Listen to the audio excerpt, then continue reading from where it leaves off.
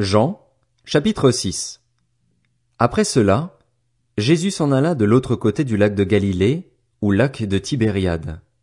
Une grande foule le suivait, parce que les gens voyaient les signes miraculeux qu'il faisait sur les malades. Jésus monta sur la montagne, et là il s'assit avec ses disciples. Or la Pâque, la fête juive, était proche. Jésus leva les yeux et vit une grande foule venir vers lui. Il dit à Philippe, « Où achèterons-nous des pains pour que ces gens aient à manger ?» Il disait cela pour le mettre à l'épreuve, car lui-même savait ce qu'il allait faire. Philippe lui répondit, « Les pains qu'on aurait pour 200 pièces d'argent ne suffiraient pas pour que chacun en reçoive un peu. » Un de ses disciples, André, le frère de Simon-Pierre, lui dit, « Il y a ici un jeune garçon qui a 5 pains d'orge et 2 poissons, mais qu'est-ce que cela pour tant de monde ?» Jésus dit, « Faites asseoir ces gens. » Il y avait beaucoup d'herbe à cet endroit. Ils s'assirent donc, au nombre d'environ 5000 hommes. Jésus prit les pains, remercia Dieu et les distribua aux disciples, qui les donnèrent à ceux qui étaient là. Il leur distribua de même des poissons, autant qu'ils en voulurent. Lorsqu'ils furent rassasiés, il dit à ses disciples, « Ramassez les morceaux qui restent, afin que rien ne se perde. » Ils les ramassèrent donc et ils remplirent 12 paniers avec les morceaux qui restaient des 5 pains d'orge après que tous eurent mangé. À la vue du signe miraculeux que Jésus avait fait, ces gens disaient, « Cet homme est vraiment le prophète qui doit venir dans le monde. » Cependant Jésus, sachant qu'ils allaient venir l'enlever pour le faire roi, se retira de nouveau sur la montagne, tout seul. Le soir venu, ses disciples descendirent au bord du lac. Ils montèrent dans une barque pour traverser le lac et se rendre à Capernaüm. Il faisait déjà nuit et Jésus ne les avait pas encore rejoints. Le vent soufflait avec violence et le lac était agité. Après avoir ramé environ 5 kilomètres, ils virent Jésus qui marchait sur l'eau et s'approchait de la barque, et ils eurent peur. Mais Jésus leur dit, « C'est moi, n'ayez pas peur. » Ils voulurent alors le prendre dans la barque, et aussitôt celle-ci aborda à l'endroit où ils allaient. Le lendemain, la foule restée de l'autre côté du lac remarqua qu'il n'y avait eu là qu'une seule barque et que Jésus n'était pas monté dedans avec ses disciples, mais que ceux-ci étaient partis seuls. D'autres barques arrivèrent de Tibériade, près de l'endroit où ils avaient mangé le pain après que le Seigneur eut remercié Dieu. Quand les gens s'aperçurent que ni Jésus ni ses disciples n'étaient là, ils montèrent dans ces barques et allèrent à Capernaüm à la recherche de Jésus.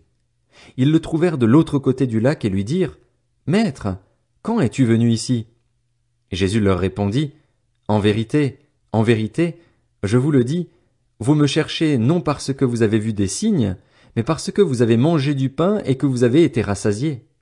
Travaillez, non pour la nourriture périssable, mais pour celle qui subsiste pour la vie éternelle, celle que le Fils de l'homme vous donnera, car c'est lui que le Père, Dieu lui-même, a marqué de son empreinte. » Ils lui dirent, « Que devons-nous faire pour accomplir les œuvres de Dieu ?»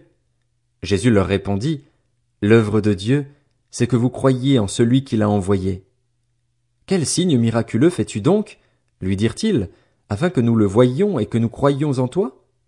Que fais-tu? Nos ancêtres ont mangé la manne dans le désert, comme cela est écrit, il leur a donné le pain du ciel à manger. » Jésus leur dit, « en vérité, je vous le dis, ce n'est pas Moïse qui vous a donné le pain du ciel, mais c'est mon Père qui vous donne le vrai pain du ciel.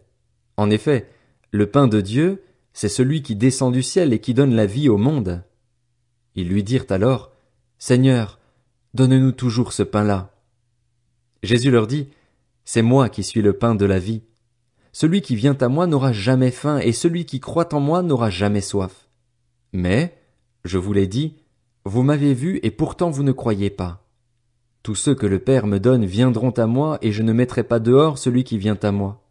En effet, je suis descendu du ciel pour faire non pas ma volonté, mais celle de celui qui m'a envoyé. Or, la volonté du Père qui m'a envoyé, c'est que je ne perde aucun de tous ceux qu'il m'a donnés, mais que je les ressuscite le dernier jour.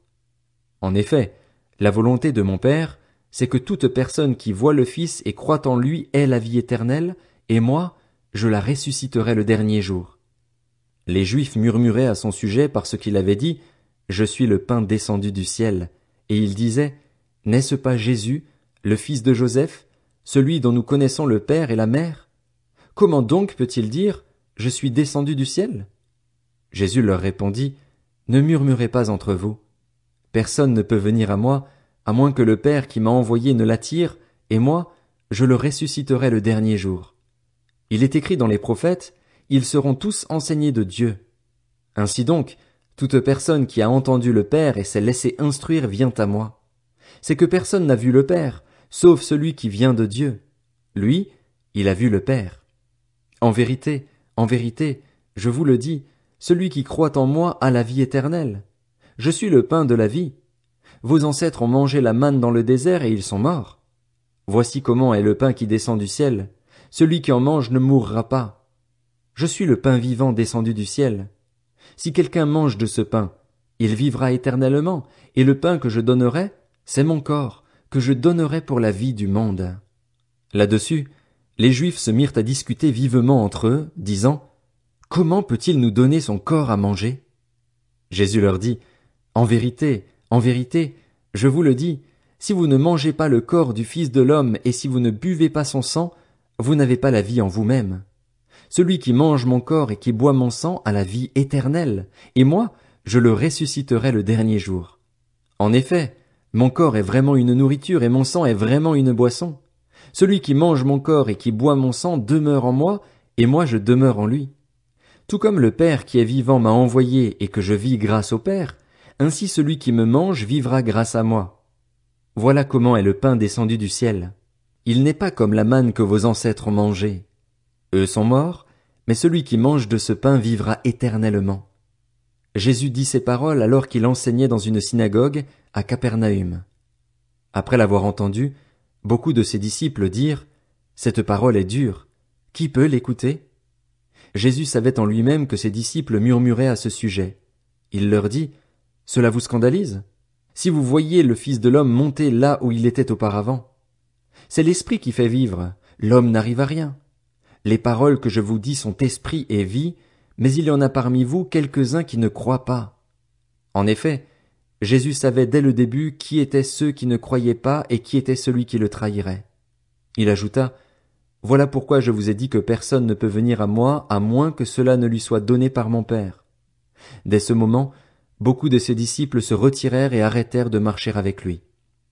Jésus dit alors aux 12, Et vous, ne voulez-vous pas aussi vous en aller? Simon-Pierre lui répondit, Seigneur, à qui irions-nous? Tu as les paroles de la vie éternelle. Et nous croyons et nous savons que tu es le Messie, le Fils du Dieu vivant.